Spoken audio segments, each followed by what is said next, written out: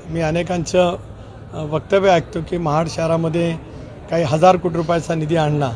शहरामध्ये मी फिरलो, दुर्बीण लावून बघितलं, जाड भिंगाचा चष्मा लावला, तर मला तसं काय कुठं दिसल्याचं पाहायला मिळालं नाही। पहिला तर मुद्दा, गेली 2 टर्म ते खासदार आहेत, त्यांच्या खासदारकीमध्ये त्यांनी काय दिलं ह्याचं जर तुम्ही एखादा त्यांनी विचारायला पाहिजे होतं।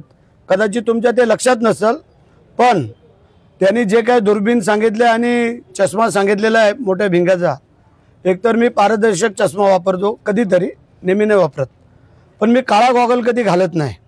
काळ्या गॉगलमधनं काय डोळ्यामध्ये मिचमिच करता येते ते त्यांना माहिती।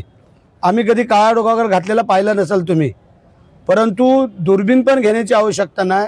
आता ज्या छत्रपती शिवाजी महाराज चौकाचं सुशोभीकरण केलं, हे तुमच्या समोरचं काम आहे।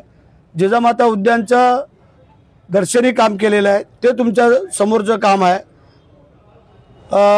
वीरेश्वर महाराजांच्या तलावाचं सुशोभीकरणाचं काम चालू आहे।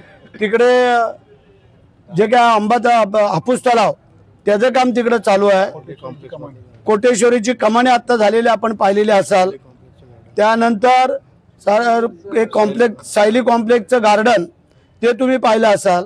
आणि 65 कोटीची नळ पाणी पुरवठा योजनेचं काम सुरू झालेलं आहे। 94 कोटीची डीपी प्लॅनचे रस्त्याची कामं सुरू झालेली आहेत। त्यानंतर 50 कोटीची वीज कनेक्शन अंडरग्राउंड ती झालेली आहेत। त्यानंतर मल निसारणाचं 121 कोटीचं काम सुरू झालेलं आहे। तर मला वाटतं एकदा रात्री त्यांना घेऊन या काळा चष्मा लावून, आणि ही जी मी सांगतो ह्याच्यातलं एक काम जर चुकीचं असेल तर आज तुम्ही सांगा, ते शासन घ्यायला आम्ही तयार आहोत। त्यानंतर अंतर्गत रस्ते, अंतर्गत काही गटार लाईनी, त्यानंतर सावित्री नदीच्या तीरावरचं जे गार्डनचे आता आम्ही जे काय सुशोभीकरण करतोय, हे अनेक कामं की तुम्हाला मी सांगितलं जवळजवळ 300 ते 350 कोटी, आम्ही 1000 कोटी नाही बोललेलो आहोत। त्यांना ते 1000 कोटीमध्ये खेळायची सवय आहे, आम्ही शेकड्यामध्ये आहोत। आणि म्हणून तुम्हाला सांगतो, जर त्यांच्या कारकिर्दीमध्ये त्यांनी जर काही केलेलं असेल, कारण खासदार तुम्हाला 2 वेळेला जर निवडून दिलेला आहे, तर त्याचा तुम्ही खरं म्हणजे त्यांना लेखाजोखा विचारायला पाहिजे होतात। पण असो, जे काय आमच्या एकनाथ शिंदे साहेब मुख्यमंत्री नगरविकास खात्याचे असताना जे काय महाड शहराचा कायापालट केलेला आहे, तुम्ही जो महापूर आला त्यावेळेला सातेला गाळ, त्यानंतर कोर्टाच्या इमारतीचं काम आता सुरू होतंय, प्रशासकीय भवनाचं काम सुरू होतंय, त्यानंतर कोर्टाच्या तिथली एक इमारत आम्ही उभी करून दिलेली आहे। त्यानंतर जवळजवळ 100-125 कोटीची गॅबिंग वॉलची आता मान्यता आम्ही घेतोय, आणि ती 31 कोटी रुपयाचा गाळ जो काय मागे काढला, आणि 3 वर्ष जे काय महाड शहरामध्ये पाणी शिरलं नाही, हे कोणी केलं जरा विचारा त्यांना, कुठला चष्मा लावला होता तो। आणि आता 20 कोटी रुपये आता परत आणलेले आहेत, पण आता निवडणुका झाल्यानंतर ते आम्ही काम करतोय। तर माझी एक तुम्हाला सगळ्या पत्रकार बांधवांना विनंती आहे, दूध का दूध पाणी का पाणी एकदा होऊन जाऊ द्या।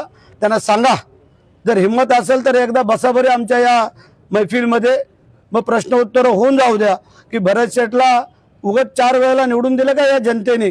आणि आम्ही सांगितलेलं आहे ना, जर आम्ही खरोखर महाड शहरामध्ये काही विकास कामे केली असतील तर जनता आम्हाला अशी सत्ता देईल।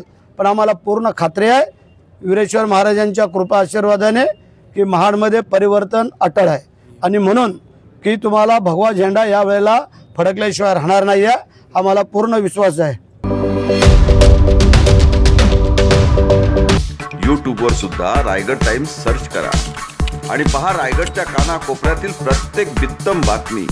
आणि हो, लगेच सबस्क्राइब बटनवर क्लिक करायला विसरू नका। रायगड टाइम्स, आपलं चॅनल, आपला आवाज।